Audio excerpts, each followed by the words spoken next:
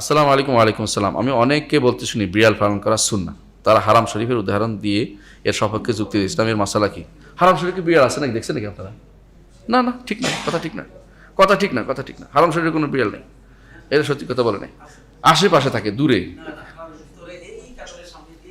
দৌড় দেয়। তাই ওটা আপনি তো থাকেন ওখানে, আপনি ভালো বলতে পারবেন।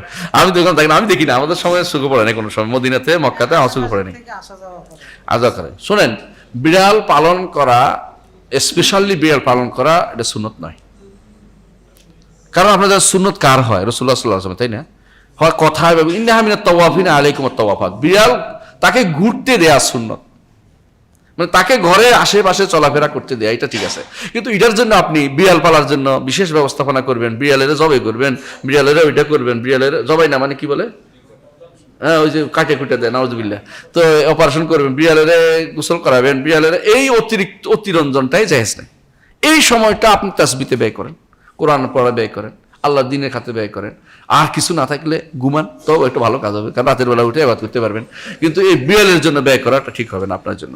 সুতরাং যারা এই জাতীয়, আপনি কি হারাম শরীর বিড়াল কি কোনো মানুষে পয়সা দিয়ে ফেলতেছে নাকি? এটা তো এরকম না, পয়সা খরচ করে, এটা আসা যাওয়ার কথা। বিড়ালকে ঘুরতে দেন, তার মতো চলতে দেন, ঘুরতেছে, আসে, খাবার আসে, দেখছেন যে খাবার বেশি আছে, ওকে একটু দেন, খাক, এটা করতে পারেন, রহমতুল্লাহ হলে ভালো।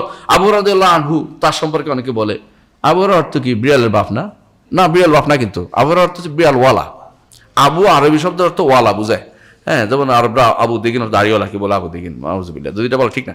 তো এই বিড়ালের এই বিষয়টা হচ্ছে, বিড়াল ঘুরতে দেন, তার আশেপাশে খাবার দেন, তাকে মেরে ফেলে না, বাইরে রাখেন না, বরং আপনি তাকে পালন করার জন্য বাইরে রাখছেন আর খাবার দেন না, আপনি কিন্তু গুনাহগার হবেন, কারণ তাকে ছাড়ে দিবেন।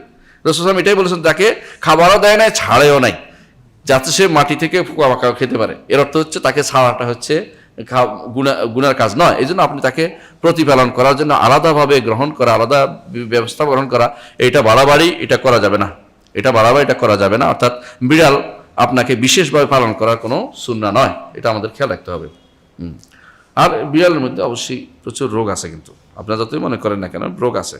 যদি বুঝতেন তাহলে বুঝতেন, এটার মধ্যে ডাক্তাররা জিজ্ঞাসা করুন, ডাক্তাররা বেশিরভাগ সময় বলে থাকে যে এগুলো ব্যাকটেরিয়া আছে, ইত্যাদি রোগ আছে। কারণ এগুলো বেশি আসে, ঘুরতেছে, খাচ্ছে, ঠিক আছে, পানিও দিচ্ছেন, পানিও খাচ্ছে, কিন্তু আপনি এটাকে নিয়ে একবার শুয়ে থাকতে হইব, এটাকে কোলে করতে হবে, এগুলি বাড়াবাড়ি শরীয়ত ইসলাম অনুমোদন করে না।